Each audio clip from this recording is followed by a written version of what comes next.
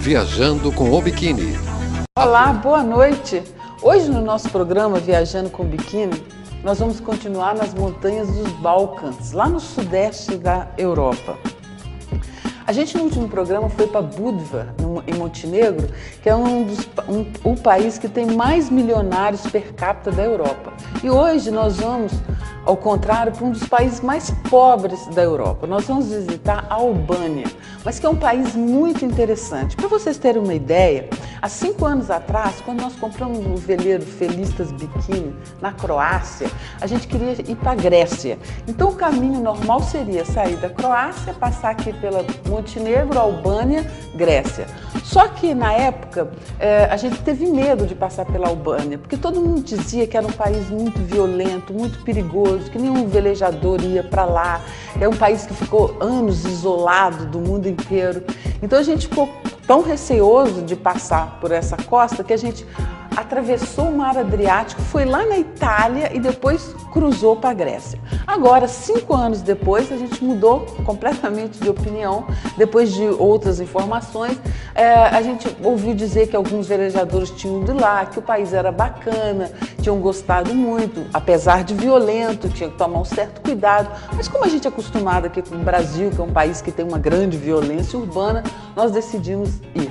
E foi maravilhoso, porque é um país incrível, diferente de tudo, um país que ficou décadas isolado do mundo inteiro, que agora recém abriu, então ele é completamente ainda inexplorado pelo turismo, que acontece coisas incríveis, tipo você está andando na rua, numa praça, um urso no meio das pessoas, que as crianças passam a mão no urso, assim, um urso pardo, né? Coisa que eu nunca tinha visto.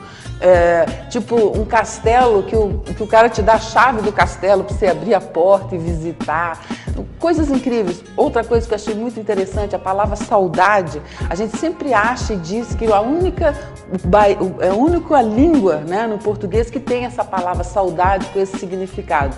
Imagino que eu descobri que lá na Albânia, que fala uma língua parecida com o grego antigo, também tem a palavra saudade, o mesmo significado nosso. E tem muitos lugares bacanas, eu vou fazer mais de um programa, mas hoje eu escolhi para começar Porto Palermo, que é um porto pequeno, mas um lugar lindo e que me marcou muito por um motivo, assim, infelizmente vocês não vão perceber, mas pelo cheiro, pelo perfume.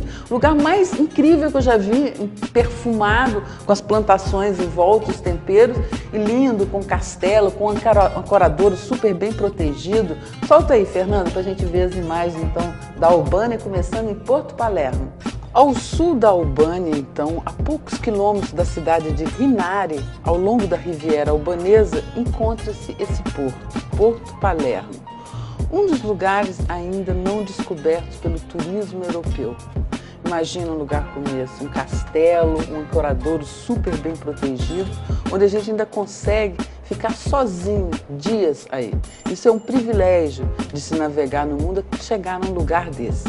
Esse castelo, ele é situado aí, muito bem conservado, e tem muitas polêmicas sobre a origem dele. Depois a gente vai visitá-lo, né? E a gente vai ver que ele foi construído no início do século XIX por Ali Pasha de Tepelena.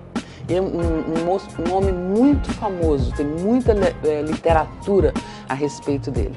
Esse porto, como vocês estão vendo, é um atracadouro incrível, um porto super bem protegido, onde a gente pode ancorar tranquilamente, tem até uma certa infraestrutura ali, um restaurantezinho, ali em cima tem uma pousada, um hotelzinho com algumas cabanas, mas é maravilhoso ficar num lugar desse. O mais impressionante desse lugar é o cheiro, tem um perfume incrível, uma coisa que eu nunca vi na minha vida e uma coisa que me marcou demais.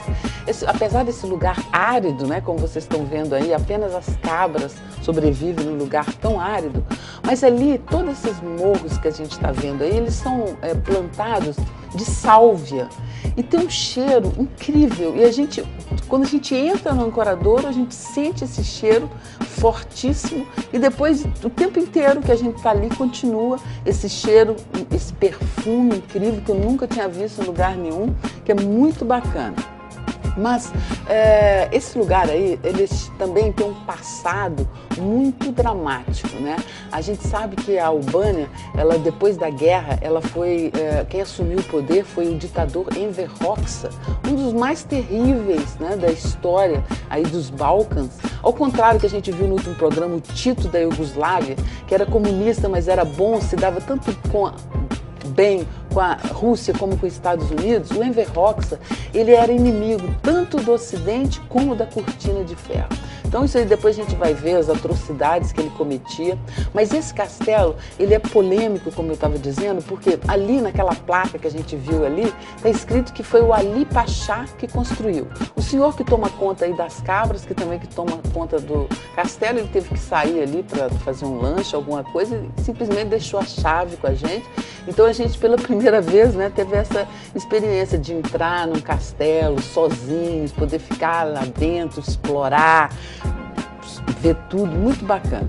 Segundo então essas informações aí, e também muitas fontes, o castelo foi conhecido em 1814. Ele é cheio de ângulos, quartos, salas, armazéns, silos, tetos de pedra, arcos, terraços. E terraços imensos lá em cima, com uma vista maravilhosa, uma construção muito interessante. A polêmica contra a construção desse castelo é porque, como ele é num estilo veneziano, muito claramente, né, quando a gente observa, ele é assim, em formato triangular, cheio de torres, como muitos fortes ali por perto. Então, alguns dizem que essa construção já vem desde a época dos venezianos, né, desde séculos antes. Mas, de todo jeito, o Ali Pasha morou aí, fez transformações, e é muito interessante a história aí, porque esse Ali Pasha, ele era terrível, né, as atrocidades dele.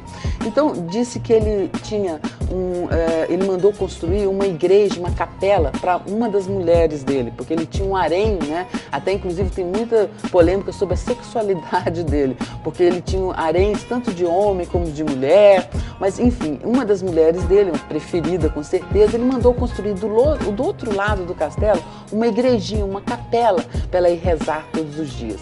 E essa região aí, né, sempre foi muito atacada, né, por pirataria, pelos turcos, e, inclusive tem bunkers aí nessa costa, casamatas por toda a costa, são 500 mil casamatas, gente, na Albânia, né, aquele lugarzinho de concreto pequenininho para se proteger dos ataques, apenas com um buraco para se enfiar a arma e atirar. E esse lugar, então, tinha que ser muito bem protegido. Então ele mandou construir essa igrejinha do outro lado ali do castelo. Foi um engenheiro francês, um arquiteto italiano e um construtor albanês. Depois que ficou pronta a igrejinha que ele mandou construir em apenas 48 horas, ele colocou o engenheiro e o arquiteto dentro da igreja e bombardeou aí desse terraço. Deu tiros de canhão para testar, para ver se era eficiente mesmo. Imagina. E graças a Deus, né, obviamente foi bem sucedido o teste de qualidade. Mas enfim, esse Ali Pasha tem muitas polêmicas sobre ele, né? Muita história. Ele era um turco dessa época que reinava aí, ele era apelidado também do asiático, então Leão de Yamina. Ele era um albanês otomano, né?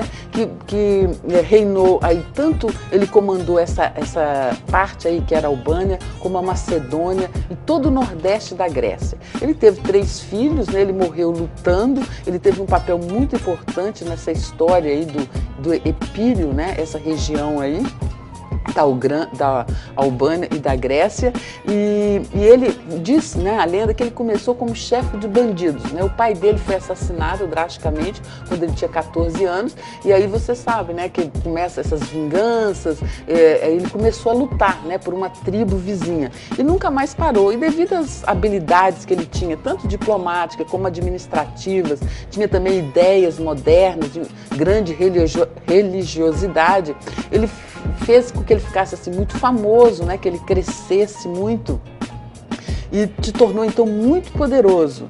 Ele chegou a ter um exército de 50 mil homens. Até, inclusive, o Lord Byron, né, o inglês famoso, ele visitou aí essa corte de Ali Pasha em 1809 e, segundo ele, né, essa corte aí, ela era superior em riqueza, refinamento de qualquer outra cidade grega. Lá a gente está vendo lá na frente a igrejinha que ele bombardeou com um canhão, né? Que a mulher atravessava essa baiazinha para rezar lá na frente. A gente está vendo aí também tem essa cultura aí de peixes e mariscos, né? Hoje em dia tem fazendas ali de peixes, porque está começando, né, um certo turismo a aparecer aí, mas mais locais, pessoal da Albânia mesmo. É um lugar ainda inexplorado pelos albaneses. Mas como eu estava dizendo, o Ali Pasha, ele é muito famoso, tem muita literatura a respeito dele. Ele era muito importante também porque ele falava também, se dirigia em grego, né, com as pessoas, o exército grego também admirava muito ele. E as atrocidades dele, gente, é incrível, eu não tenho nem vontade de descrever os crimes bárbaros que ele cometia, né, de afundar adolescentes dentro de sacos nos lagos. Por exemplo, essa tribo que matou o pai dele, ele matou 739 pessoas dessa tribo. Muito interessante também são esses tetos de pedra que usavam nessa época, né? Obviamente eles usavam os materiais que eles tinham ali, mas enfim, a Albânia então é esse pequeno país montanhoso, né, da Península Balcânica, no sudeste da Europa. É pouco maior que Alagoas aqui no Brasil, porém com uma população menor, mas cerca de 3 milhões de pessoas. A moeda aí é o lek, é uma moeda que corresponde a 2 euros mais ou menos, um lek. E a Albânia, a maioria do povo aí é muçulmano, 55% muçulmano. E 35% são agnósticos. Olha que interessante. É o único país que tem na Constituição o ateísmo. Muita gente ateu lá, muito interessante. E ela faz divisa com a Sérvia, Montenegro e o Kosovo ao norte, com a Macedônia ao leste e com a Grécia ao sul. E aí a gente está vendo a sálvia, esse tempero que tem muito aí, eles exportam, todos os países ali do lado. Todas essas montanhas aí dos Balcãs, em volta ali, é tudo plantado de sálvia. Por isso que tem de sálvia, por isso que tem esse cheiro tão forte. Lá está a igrejinha que ele atingiu com o canhão, que passou no teste. E esses armazéns, essas casas aí, é muito interessante porque elas são cheias do chão até o teto com esses sacos, né, de sálvia que depois eles vão exportam, né, distribuem por todo o país e para outros lugares. Esse lugar aí, olha que porto maravilhoso. A gente pode escolher se a gente quiser ficar ali ancorado, mas geralmente, obviamente, paga-se alguma coisa. A gente preferiu ficar ali independente na âncora. Aí o homem preparando o chá, né, como se diz, condensando, né, para poder embalar e para poder levar para os lugares. Então isso aí, né, que faz com que esse porto tenha esse cheiro tão delicioso, toda essa sálvia que eles ficam secando, né, aí fora no portinho, né, esses homens trabalhando aí o tempo todo, depois eles vêm, carregam para transportar essa sálvia para vender para os outros lugares. Mas é um lugar incrível, apesar de todas essas histórias terríveis, né, tanto do Ali Pasha como também do Enver Hoxha, né, o ditador que deixou por 40 anos a Albânia completamente isolada do resto do mundo. E depois ele se dava bem primeiro com Stalin, depois ele brigou com a Rússia, ele se tornou aliado da China comunista. Depois, quando Mao morreu em 78, ele também brigou com a China e ele promoveu aí na Albânia um tipo de socialismo assim próprio, né, particular, individual dele, com toda a crueldade, né? Todo mundo que não era socialista, que não concordava com as ideias dele, era morto, preso. Na Albânia, na verdade, toda uma geração com mais de 30 anos tem algum trauma dessa época, ou algum desaparecido na família, ou algum preso. Para vocês terem uma ideia, uma criança de 3 anos que reclamava da comida ruim na escola, o pai era preso, ficava anos na prisão, só por não ter ensinado o verdadeiro espírito de sacrifício ao filho. São histórias incríveis, mas hoje não vai dar para a gente mostrar aqui, nosso tempo é curto, a gente vai ficando por aqui então com essas imagens aí desse lugarzinho que eu achei incrível, Porto Palermo, bem ao sul da Albânia, um lugar que sem dúvida nenhuma daqui a uns anos vai estar bem diferente, com bastante turismo. Então é isso aí, gente, hoje eu vou ficando por aqui, vocês não percam os próximos programas, porque eu vou continuar nessa região aí dos Balcãs, Tem outros lugares lindos na Albânia para vocês verem. Depois vamos continuar Montenegro, Bósnia e Herzegovina. Não percam a próxima quinta-feira, Viajando com Biquíni. Um beijo bem grande e até lá. Tchau.